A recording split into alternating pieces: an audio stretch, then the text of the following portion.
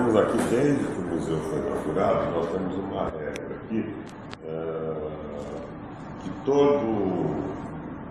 toda mensagem que chegue ou pelo site do museu, ou agora pelo Face, pois ela tem que ser respondida em 24 horas, tá certo? E é uma resposta que a diretoria não abre mão de fazer.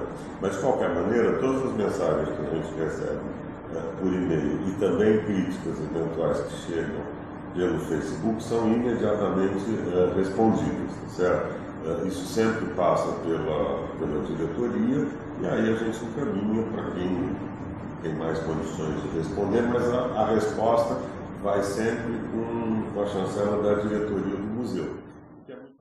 Muitas vezes o museu, lógico, como toda instituição, comete falhas, então nós temos que reconhecer as falhas, temos que pesquisar, e muitas vezes são críticas injustas e nós respondemos à altura, dizendo que não concordamos e tal. Mas eu acho que o que é extremamente importante é você não deixar sem uma resposta. Nem que a resposta seja, não sei, vou pesquisar, respondo daqui